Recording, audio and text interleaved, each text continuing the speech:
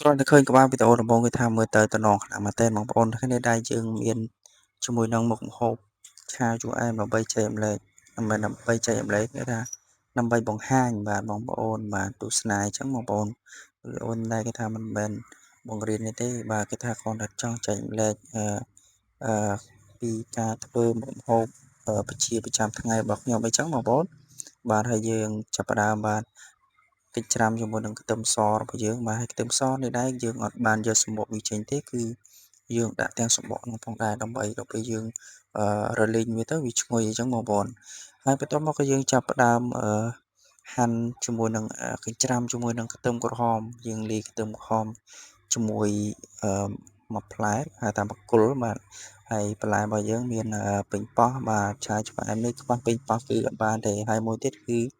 ម្នាស់បាទរសជាតិជូរអែមនេះគឺខ្វះអត់បានទេម្នាស់ប៉េងប៉ោះអីចឹងទៅឥឡូវនេះគឺយើងចិញ្ច្រាំហើយបងប្អូនហើយយើងអឺយកវាដាក់ចានអីចឹងទៅហើយគឺយើងចាប់ផ្ដើមយកឆ្នាំងយកមកដាក់បំពងត្រីយើងជាមុនសិនបងប្អូនហើយត្រីនេះដែរយើង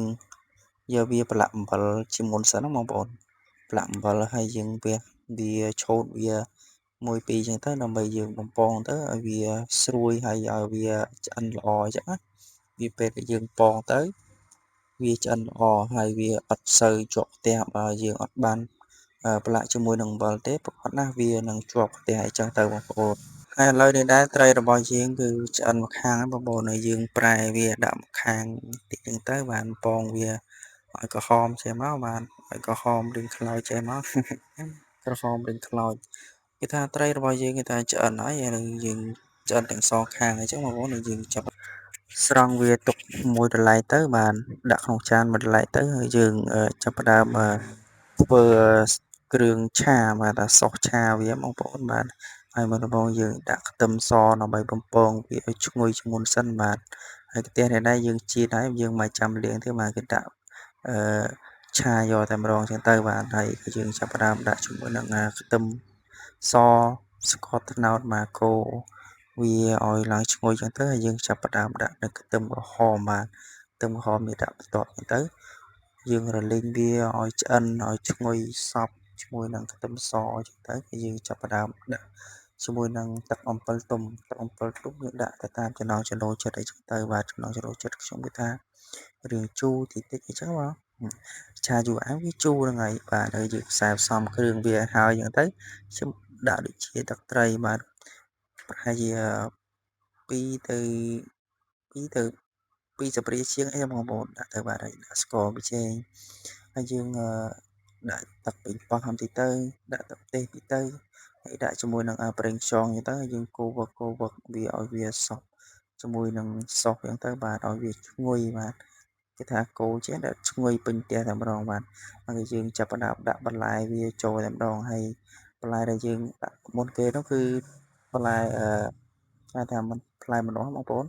បាទយើងច្រាំវាម៉ដ្ឋចឹងទៅយើងដាក់វាចូលកូរវាឲ្យសព្វវាឲ្យវាទន់ម្នាស់នេះទៅម្នាស់នេះដែរគឺយើងយកវារាងខ្ចីតិចដល់ពេលចឹងហើយយើងត្រូវងាស់វាឲ្យ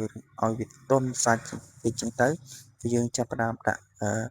ប៉េងប៉ោះទុំក្រោយគេបន្ទាប់មកយើងកូរវឹកវាទៅមើលថាទៅមើលទៅវាគោកទឹកអីចឹងពេកយើងថែមថយទៅតាមហ្នឹងអញ្ចឹងទៅបងប្អូនហើយបន្ទាប់មកគឺយើងថែមនៅរ៉ូឌីបន្តិចទៅដើម្បីចាប់ជាតិអីចឹងទៅបងប្អូនឥឡូវនេះគេថាយើងកូរចុះកូរឡើងទៅគេថាវាឡើងចេញទឹកពីប៉េងប៉ោះពីម្នាស់អីចឹងបងប្អូនហើយយើងភ្លក់បាទទៅតាមចំណង់ចំណូលចិត្តដែលយើងចង់បានចឹងទៅហើយចំណែកត្រីដែលយើងបំពងឆ្អិនមុននោះយើងរៀបដាក់ចានវាអញ្ចឹងមកហើយយើងធ្វើសុសឲ្យហើយយើងចាប់ផ្ដើមដួស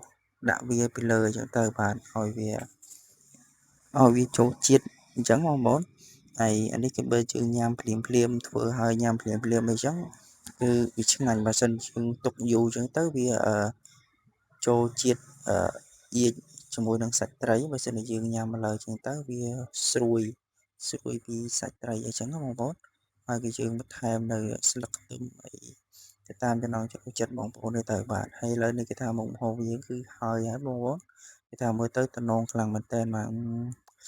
ទ đằng bài ông mà tràn bị 3 ចានទៀតបងប្អូនដួសបាយមកចាំកាលទៀត